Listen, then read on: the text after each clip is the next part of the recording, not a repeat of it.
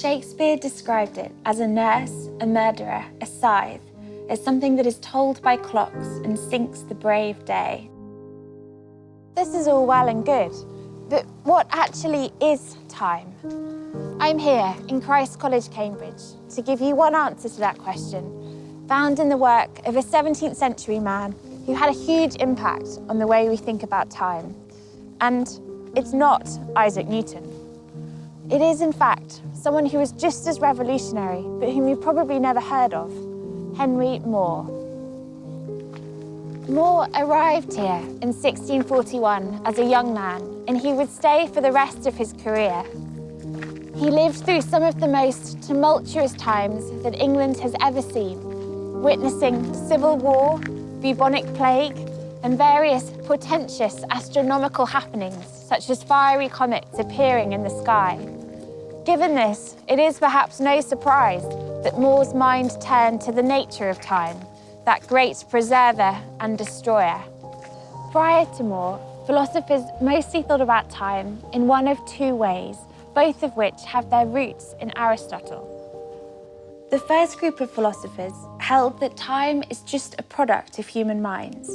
The idea is that time is a kind of number, a way of measuring motion, and only human minds can count. Thus, numbers and time are both ideas in the human mind.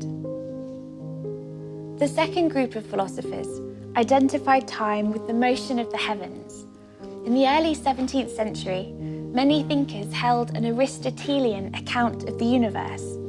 They believed that the Earth is at the centre, that our universe is finite, and that stars and other heavenly bodies revolved around the Earth, carried by giant crystalline spheres. We measure time using the motion of the heavenly bodies.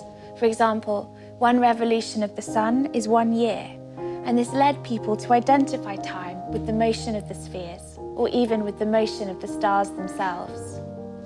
Moore would reject both these ways of thinking about time in favour of a new way altogether. This is Christ College Old Library, and it's been here since the college was refounded in 1505. It may well be where Moore undertook some of his research, and the college retains a large collection of his original works. Moore was a prolific writer, and his views developed over the course of his career. To fully appreciate the position he ultimately arrived at on time, it's important to see that he was concerned with two different sets of problems. First, Moore worried about the nature of time. He also worried about a closely related issue, space. By space, I don't mean outer space where the stars are. Instead, I mean the space that holds between two material bodies, or the space that one material body takes up. Moore began asking questions like, if the universe were destroyed and later remade, could there be time in the intervening period?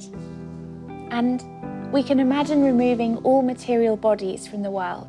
Can we also imagine removing space? Second, like many thinkers of his period, Moore worried about the nature of God's relationship with the world. Early on in his career, Moore read Descartes' Principles of Philosophy, and he was initially very impressed by its mechanistic picture of the universe, on which the world operates like a kind of well-oiled machine. However, ultimately, Moore came to worry that mechanism led to atheism because there didn't seem to be any role left for God in this machine.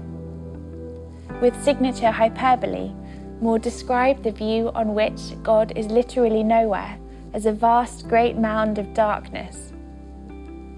Slowly, Moore's thoughts on these two sets of problems began to converge. Moore became convinced that there would be time, even if there were no universe at all. Time and space became infinite, eternal containers, independent of their contents. Further, Moore wanted a way to inject God back into the world. This led him to identify time and space with God's eternal duration and his infinite omnipresence. Every event in time and every material body in space is in God because God literally is time and space. This was a radical solution, but it solved both of More's problems. It explained how time and space are independent of material bodies, and it placed God firmly back in the world.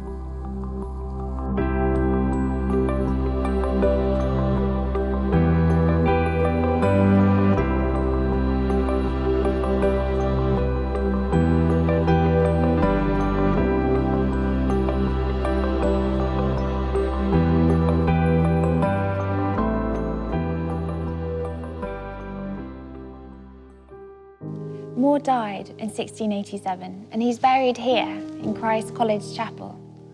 His legacy of time and space ideas had impact far beyond philosophy, on physics, theology, and even art. More's ideas made their way into physics through the work of Isaac Newton, whose Principia writes of God, by existing everywhere and always, he constitutes space and duration.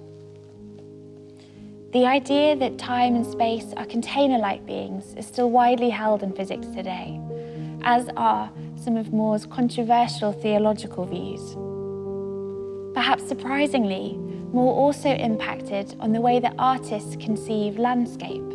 For example, in the mid-17th century, mountains, huge, empty, desolate spaces, were conceived to be boils or blights on the face of the earth. In contrast, by the late 18th century, mountains were cathedrals to God, divinely poured open spaces.